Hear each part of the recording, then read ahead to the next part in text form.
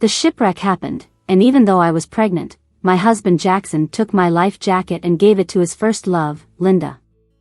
You can swim, so just give it to her. He promised he'd keep me safe. Watching his first love put it on and jump without a second thought, I reluctantly agreed. The freezing water was brutal. I started choking because I was weightless, but he kept watching Linda, not noticing that I was slowly drowning and fading away. When I woke up, I was covered in tubes, my child was gone, and I couldn't have kids anymore. The hospital room was empty. I was barely alive, yet he was off somewhere with his first love. I died with tears in my eyes, filled with despair. But then I was reborn to the day of the shipwreck. My husband tried to take the life jacket again. You can swim, so just give it to her. I held onto it tight, gave him a look, and calmly put it on. Can't you swim? Just jump with her. In the hospital room, I was bleeding from an induction, my lungs inflamed, and medication wasn't working. I was on the brink. Others whispered about why no one was there for me. Where's her family? Yeah, at least to say goodbye. I had to force a smile. I was an orphan, married Jackson, and moved here 3 years ago. There was no one else but him. A young nurse called him. Mr. Jackson, your wife isn't doing well. You should come. But a carefree female voice answered. Go, she said. She's been hospitalized long enough and cost a lot, time to go. I recognized the voice. It was the woman from the ship. Was she even human?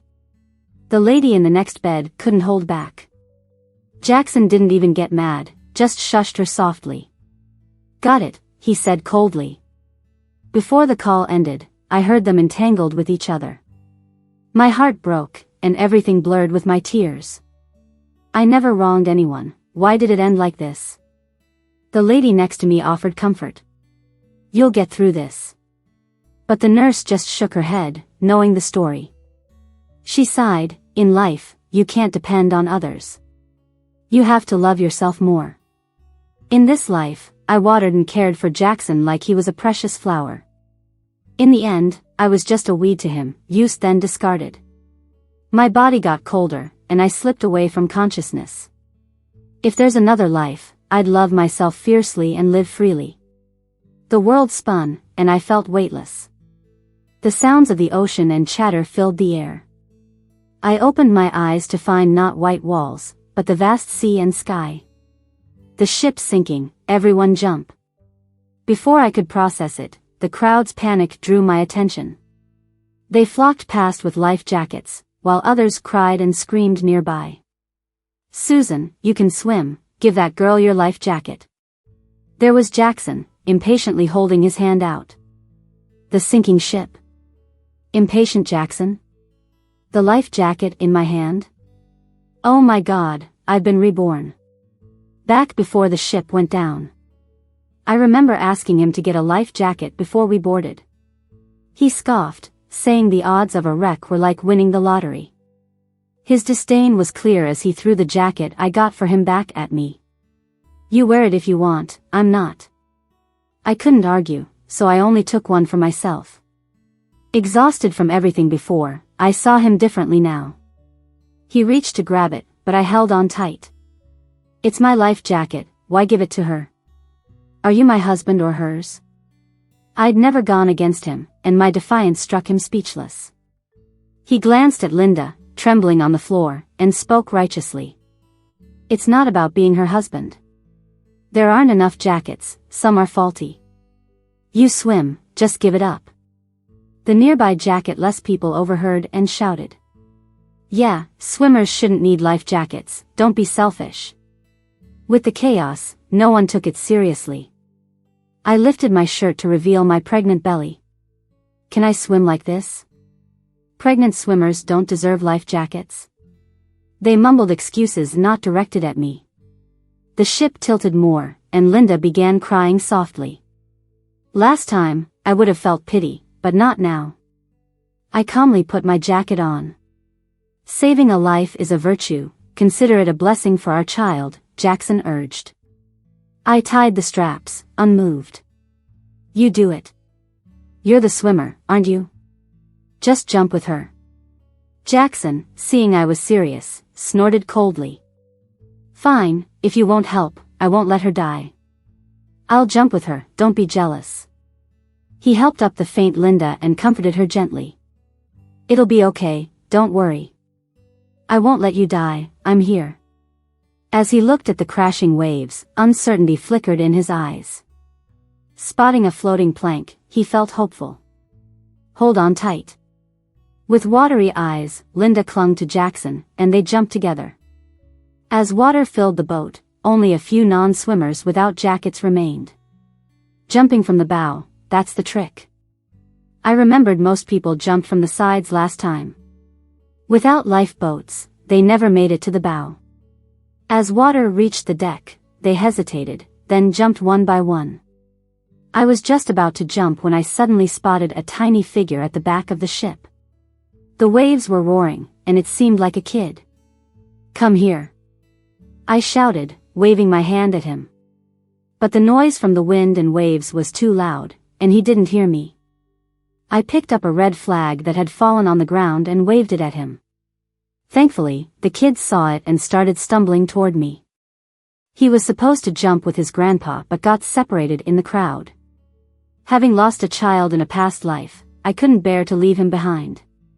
But there were no life jackets at hand, and I was pregnant, so it was hard for me to hold him. Desperately, I saw a long piece of broken rope on the bed and picked it up. Hold on to me tightly, I told him. The kid was obedient, hugging my belly cautiously, afraid he might hurt me. I wrapped the life jacket tightly around us, sweating heavily. Once we were ready, I gritted my teeth and jumped into the water with him. Even though I was pregnant, I wasn't heavy, and the little boy was light too, so the life jacket was enough. It was tight, and the boy gasped for air. Take this, a kind-hearted woman who had saved me in my previous life threw over a piece of floating wood. I loosened our clothing underneath a bit and encouraged him, grab this, I'll keep holding you. The boy was clever and seemed to know a bit of swimming, skillfully slipping away from the life jacket without forgetting to tie the bottom strap for me. Just when he turned to climb onto the driftwood, a big hand suddenly emerged from the water. Jackson's first love resurfaced, and so did Jackson, spitting water as he handed the driftwood to the woman. Linda, quick, grab this big piece of driftwood. Jackson shoved the small driftwood back, and both of them clung onto the big one. That was for the kid, the lady protested. Breathing heavily, Jackson quipped, kids or adults, life is life. If you aren't afraid to die, why don't you give yours? They got into a shouting match. Seeing Jackson's selfishness made me question how I ended up marrying such a jerk. I got it, someone pass it over. A man grabbed the small driftwood and passed it person to the little boy. Has anyone seen my Mickey? An old man cried from a distance. Any boy named Mickey? His grandpa had rushed into the sea, leaving him behind on the ship, and people relayed the message. Grandpa, I'm here. The boy sobbed from the driftwood. Everyone sighed in relief, hoping this time wouldn't end in tragedy like the last time with Susan. Rescue arrived quickly enough. When I was sent to the hospital, Jackson was nowhere to be found. I thought this time I could save the child, but the prognosis wasn't good.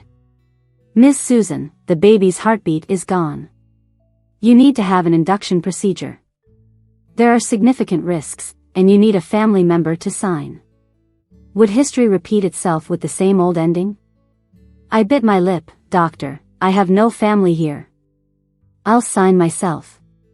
Just as the doctor hesitated, a gentleman walked in, asking, where's the pregnant woman from the ship?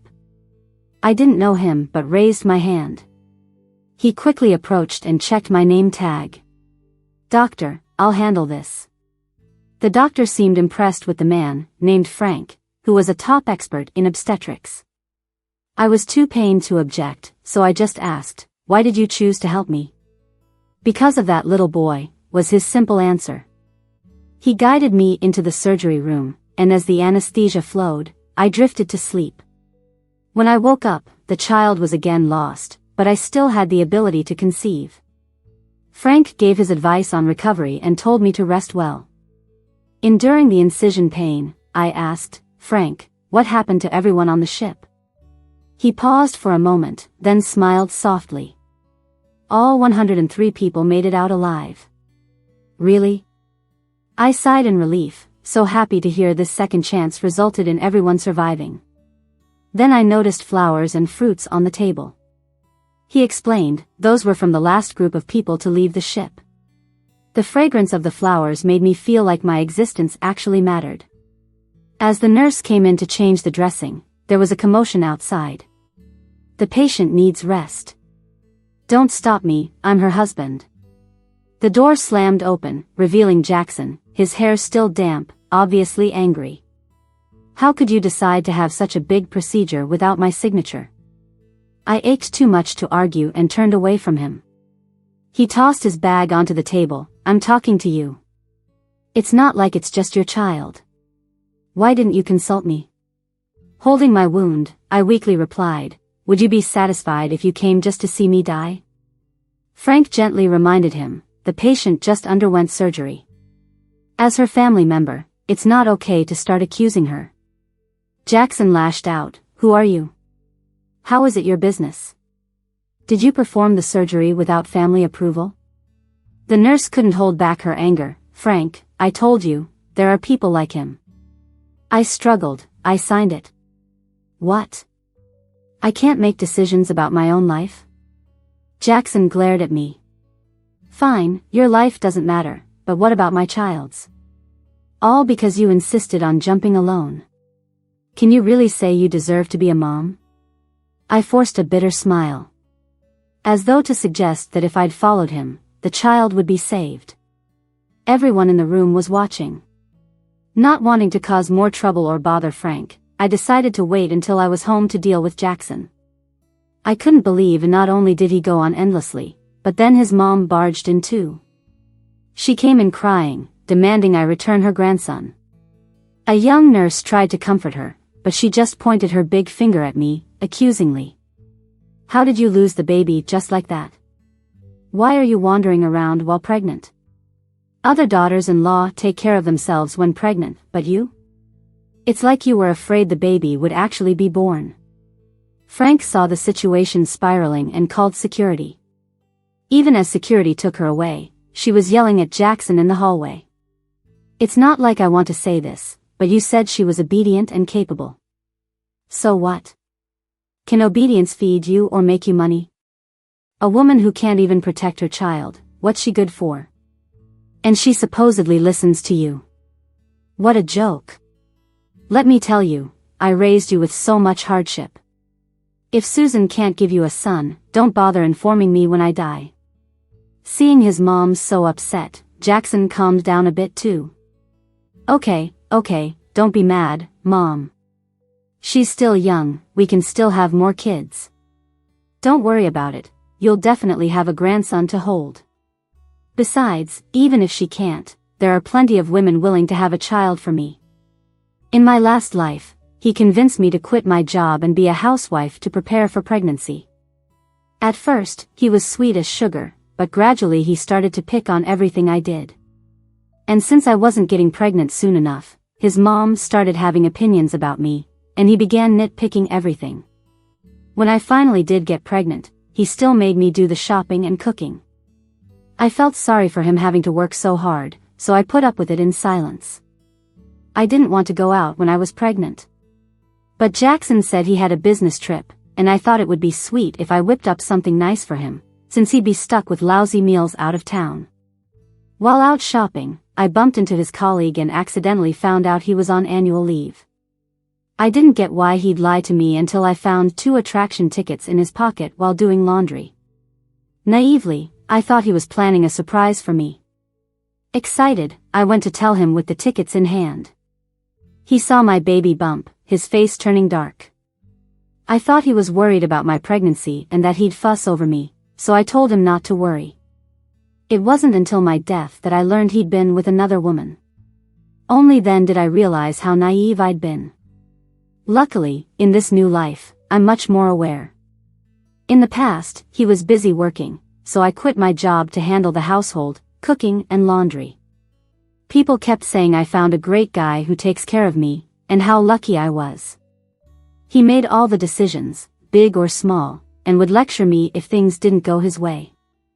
I never liked arguing and had a soft nature, so I just let it slide.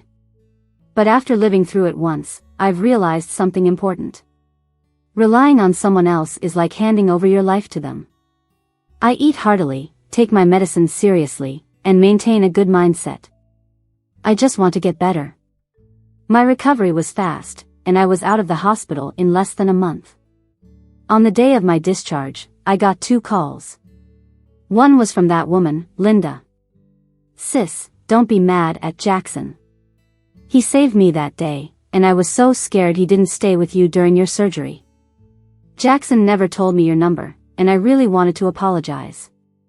I finally managed to jot it down secretly. I didn't expect Jackson still values his first love so much. She really emphasized first love like she wanted to make it hurt. That's when I found out they were old flames, not just random encounters on the ship. She seemed concerned but couldn't hide her gloating tone. I bit into an apple, crunchy. "Well, wasn't it me who told him to hold you and jump, huh? But tell me, does using someone else's leftovers taste extra good? Forget it, don't bother answering. Let's just say I'm giving it away for free." Then, I hung up. In the past life, I endured everything, giving in where I could. This time around, speaking up felt really good. Feeling happy, I turned and posted on my social media.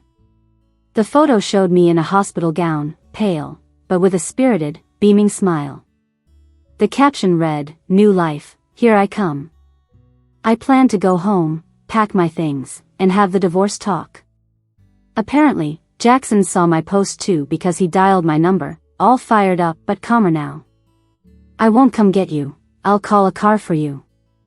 I snorted, "No need, this useless person, obviously don't deserve the responsible hubby to call a car." Then hung up and blocked him. So many cars in the world, you think I can't call one myself? Just as I hopped into a cab, I got a text message. It was a picture. It showed Linda sitting on Jackson's lap, smiling happily while hugging his neck. Another message followed, "You gotta admit, someone else's toys just feel better." I slapped my thigh, startling the driver. "Whoa, what happened?" "Oh, nothing." I chuckled awkwardly and saved the evidence. Proof of adultery during marriage, right there. There wasn't much at home that was actually mine. In the past life, I always thought Jackson earning money was hard, and raising a baby is expensive, so I was used to saving Jackson money. We dated 2 years and were married for 2 more. No honeymoon, just one cruise, and that ended in a disaster. Thinking back, it's kinda laughable. The study door was locked tight. I opened it with a spare key. He always guarded his privacy fiercely. All these years, I rarely went into his study, except to bring him fruit and tea. Dust covered the desk in a thin layer. In the drawer, while grabbing my documents, I accidentally found a diary. Sometimes, when I delivered stuff to him, he'd snap it shut all of a sudden. I remember once asking curiously why he reacted so strongly, and he said it was a diary. It supposedly recorded our moments over the years. Back then, I marveled at how someone like him could have such a tender side. Curious, I opened it and just laughed. It wasn't about our moments. It was his and Linda's. Sweet ones, emotional ones, little things, filling that little book, containing his endless affection and yearnings. 2 people's photo booth pictures, yellowed letters, movie tickets, and receipts from the Orange Hotel. I once found a hotel receipt in his pocket while doing laundry. He snatched it away before I could look. He said it was for reimbursement. I was puzzled by his overreaction, and he accused me of not trusting him. I never thought he'd hold on to all these things, keeping them hidden away like this. I took out my phone and snapped photos of everything. Whatever, it's all going to end soon anyway. When Jackson came back, I was sitting on the couch waiting for him. He looked confused seeing the suitcase by my side. Where are you going? Mr. Jackson, after all those times you fooled around, now you're asking where I'm going? I tossed the photos I took of Linda along with the receipt and his flirty messages right in front of him. Jackson's brows furrowed. You went through my stuff in the den? I shook our wedding photo in front of him. Yeah, I did. We're getting a divorce anyway. What else is there to hide? Divorce? Stop joking. I laid the divorce papers on the table. Just sign this, and you can say whatever you want. He thought I'd throw a fit, but he didn't expect me to be so calm. Why are you like a different person since you came out of the hospital? He asked, bewildered. Doesn't matter. Sign it, maybe I'll chat more with you. Seeing my cold demeanor, his tone softened. Yeah, I kept a journal. Who doesn't keep secrets? I didn't do anything wrong. That receipt was for Larry's room, he said, averting his eyes. Really? Should I call and ask? If you hesitate a bit, it makes you look guilty. Fine, go ahead. Guess they had their story straight beforehand because our mutual friend Larry admitted it quickly. Okay, understood. After hanging up, I immediately called Larry's wife, Lily. Compared to me, she was way more fierce. Right after hearing the story, she slapped Larry several times over the phone, threatening to cut him up. Beaten into submission, Larry finally confessed, Jackson, buddy, I can't cover for you anymore. Jackson wanted to say something, but my cold stare shut him up. Is there anything else you're hiding? Spill it all. Another crisp slap came over the line, say it. Larry not only mentioned the hotel but also how they fell in love, broke up, and then started up again. They had already planned this boat trip together. After hanging up, Jackson said nothing. What do you have to say now? Were you waiting for me to have the baby before bringing this up? Now that there's no baby, let's sign. Jackson still didn't move the pen. I don't get it. You two are so attached, why sneak around? Are you reluctant to let go of a well-tempered, free housekeeper? Do you want to say something? Scream something? Susan, don't say that. Linda's just a little spice in my dull life. I laughed. Well, surprise, I'm not missing this dish on my table. Sign already, I thank you. Seeing I've made up my mind, he seemed to make a big decision. Stop joking around. I'll cut contact with her, isn't that enough? Can't I make it up to you? I looked straight at him, my tone unwavering. You said you'd be good to me, right? Yes. I mean it. Good. Signing these papers will be the best thing for me. Jackson finally realized I was set on divorcing him. He, however, wasn't ready to give up. Susan, let me make you caramel sweet potatoes one last time. Once you're done, I'll sign. I laughed. All these years, only once when we first met did he make this for me. In these 4 years, he hasn't cooked for me once. Calmly, I pulled my suitcase to the table. Fine. He was overjoyed. Usually avoiding the kitchen, he searched around for sweet potatoes and sugar. He peeled the sweet potatoes, constantly glancing towards the room, afraid I'd leave. Once the sweet potatoes were fried, he started melting the sugar. But then, Jackson's phone rang. It was Linda. He took the call inside, but I overheard the woman's voice. What are you doing? I'm coughing so bad, my chest hurts. He sneaked a look at me and saw I was staring at him. He stood awkwardly in place. I'm busy here. Can you wait a bit? No, hurry up. I feel like I might die. I felt sick to my stomach. I quickly used my chopsticks to grab a piece of sweet potato, dipped it in sugar, and swallowed it. Okay, I've eaten. Sign quickly, if she dies, you know that's on you. I pushed the papers back to him. Jackson hesitated but finally signed. The insurance payout left some money after the surgery. The hotel was expensive after 2 days, so I rented a place. All these years, I relied on Jackson, honestly unsure what I'm capable of. No friends, no relatives. I was a bit lost. It's okay, if I must, I'll restart from scratch. The phone rang, and I thought if it was Jackson, I wouldn't answer. But it turned out to be Frank. How are you recovering? Still hurting? Much better. I touched my abdomen. That's good. Rest up. Things will get better. I hesitated but called him back. Frank, thank you that day. Can I buy you a meal? He paused on the line. Sure, what do you want to eat? You choose. Let's do steak. Despite being low on cash, since he saved my life, I braced myself. Sure. In the restaurant, Frank out of his lab coat was sunny and gentlemanly. He ordered plenty and enjoyed his food while I silently bled money. After the meal, I went to pay, but they told me the bill was covered. He gave a slight smile. You saved my nephew, and as a doctor, saving lives is a given. I should be the one treating you. Hearing this made me feel awkward. How about this? If you really feel bad, see if you know any girls with your kind nature? His question left my mind blank. I don't know much about him, just that he has a son and is a doctor.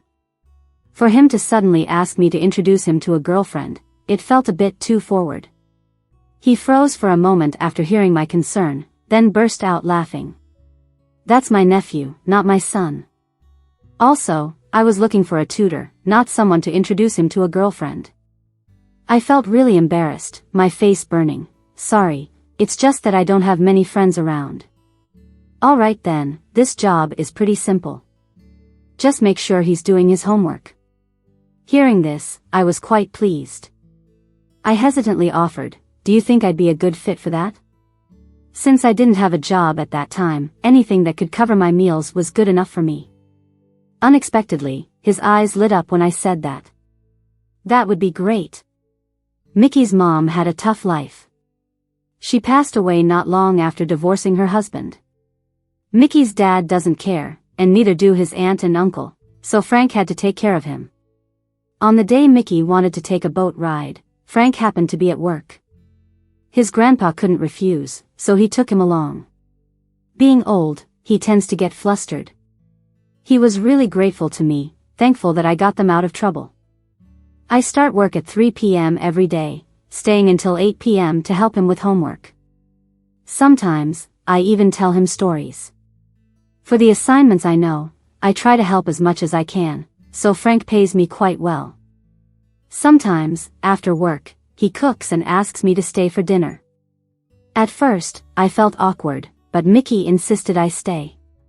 Sometimes I'd help wash vegetables or something. The only awkward thing was running into the neighbors across the hall. They thought I was his girlfriend. In winter, the days are short. By the time I left his place, the stars were already shining. I thought it might be hard to get a cab, so I walked quickly. Looking up, I spotted someone who looked like Jackson from behind. I remembered during the divorce, he didn't acknowledge the affair, even though the lawyers said our agreement was invalid. I was too tired to argue. We split the house in half. Now, I really didn't want to see him. It made me sick, literally. To avoid being seen by him, I walked really slowly. Jackson, wait up. I didn't expect Linda to be right behind me. When Jackson turned, his gaze landed directly on me. Susan. He looked both excited and curious. Linda, in her high heels, wrapped her arm around his and pouted. She seemed a bit annoyed seeing me there. What's up? Sis, are you regretting it and secretly following Jackson? Excuse me. The path was narrow, so I squeezed right between them. Jackson quickly caught up to me. He grabbed my arm. Susan, is it true? Are you following me? I yanked my arm away in disgust. Susan, I'm surprised. Even after the divorce, you do something like this? I didn't want to waste words on someone so dogged, but I couldn't help myself. Which something? Like the stuff you did before we got divorced? Linda was momentarily stunned, and when she stepped forward to hit me, I blocked her. I may look skinny, but I'm all muscle. Looking at her exaggeratedly delicate face, I wasn't in a good mood. Lady, did your eyeballs move to your bladder? Are you accusing anyone you see? I just finished tutoring and it's considered stalking? Then why are you following me, too? Without even glancing at Linda, I threw her arm off forcefully, causing her to stumble. Then I turned to Jackson. And you, can you get some self-respect? Do you really believe there's no other man in the world besides you? Jackson had never seen me so relentless before, and he was stunned. Linda, annoyed, pulled at him. Forget it, Jackson. She's just trying to get a rise out of you. Who would want a cast-off housewife like her? Jackson flung her off. Linda, don't be so harsh. He blocked her view of me, telling me not to get upset. Seeing him angry, Linda held her tongue.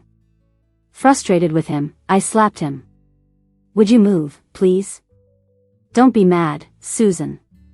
Unexpectedly, he clung to me, holding his cheek. But his hand was quickly smacked away by someone else. I looked up to see it was Frank. Keep your hands off my girlfriend, show some respect. Frank was tall, and when he frowned like that, he looked intimidating, towering over Jackson. We walked quite a distance before I heard Jackson's annoyed voice behind us. Susan, no wonder you wanted a divorce. You already had a man.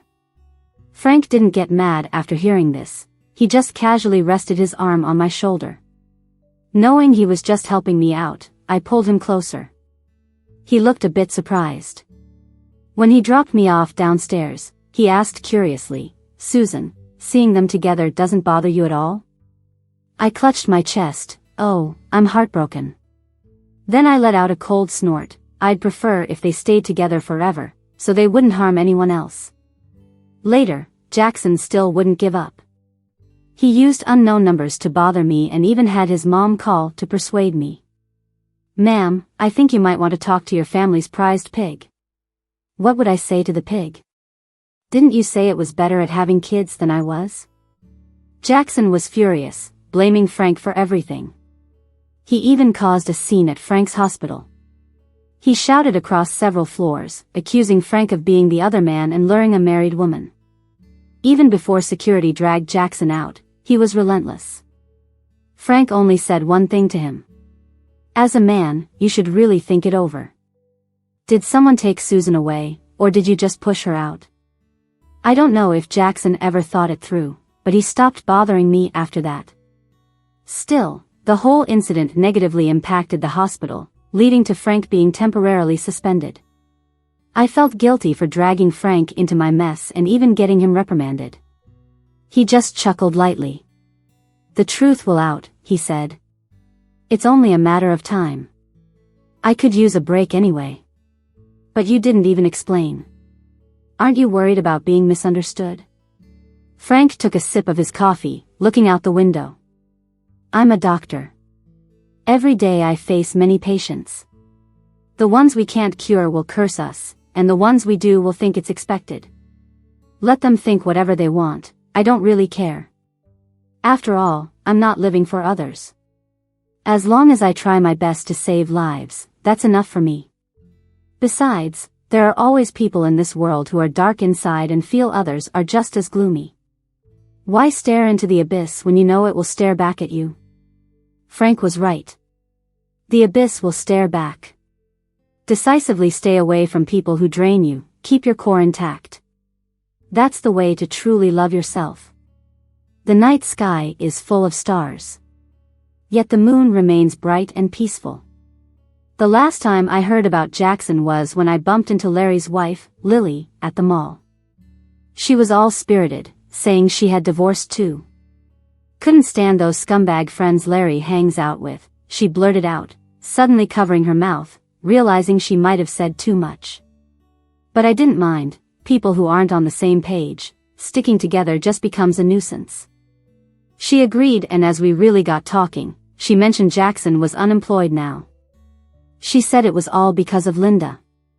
I've seen that girl a few times. She looked quiet and gentle. But she couldn't even cook, didn't keep the house tidy, and didn't take care of herself during pregnancy. She spent her days playing cards or partying.